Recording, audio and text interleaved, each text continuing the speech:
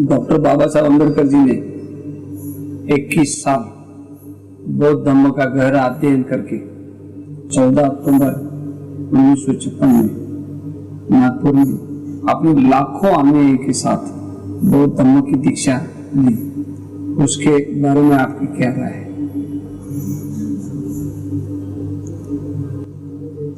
बहुत महत्वपूर्ण काम किया, ऐतिहासिक काम किया। लाखों की संख्या में, बल्कि कहें करोड़ों की संख्या में समाज का एक ऐसा अंग जिसे सदियों से, सहस्त्राब्दियों से दबाया ही दबाया गया, इस व्यक्ति ने उन्हें ऊपर उठाया, उनमें स्वाभिमान जगाया, उनकी हीन भावना दूर की, स्वावलंबी बनाया।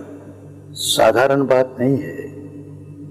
बाबा साहब जैसा ही कोई सबल व्यक्ति ये काम कर सकता था, दूसरा कोई नहीं कर सकता। इसके लिए बाबा साहब के प्रति कोई भी समझदार व्यक्ति होगा तो उसके मन में श्रद्धा का भाव जागेगा, गौरव का भाव जागेगा। सारे विश्व के लिए बहुत बड़ी बात हुई, भारत के लिए हुई सो तो हुई, सारे विश्व के लिए बहुत बड़ी बात हुई।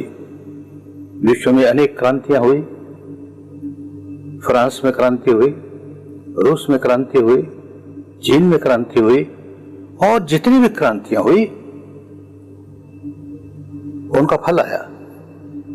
लेकिन एक भी क्रांति ऐसी नहीं हुई जिसमें लोगों का रक्तपात न हुआ हो, जिसमें खून खराबा न हुआ हो। ये एक ऐसा व्यक्ति, संसार को इसने बताया कि बिना रक्तपात किए, बिना खून खराबा किए इतनी बड़ी क्रांति लाई जा सकती है, जो ऐतिहासिक क्रांति है। और जितनी क्रांतियां हुई उससे ऊंची क्रांति है, कम नहीं है। लेकिन एक बूंद भी खून की इस क्रांति में नहीं भई। ये उनकी महानता है। कितनी शांतिपूर्ण ढंग से उन्होंने एक क्रांति पैदा की। भारत सरकार ने उनका सम्मान किया, उनको भारत रत्न की उपाधि दी। मैं कहता हूं एक दिन विश्व को होश आएगा कि इतनी बड़ी शांतिपूर्ण क्रांति करने के लिए उनको नोबेल पीस प्राइज दिया जाएगा और वो विश्व रत्न होंगे। होएगा, लोग समझेंगे, समय आएगा। एक बात जो ये कही गई कि बाबा साहब ने 21 वर्ष तक बुद्ध की शिक्षा का गहन अध्ययन करके लोगों को इस ओर मोड़ा। ये सत्य तो है, पूरा सत्य नहीं है, अधूरा सत्य है।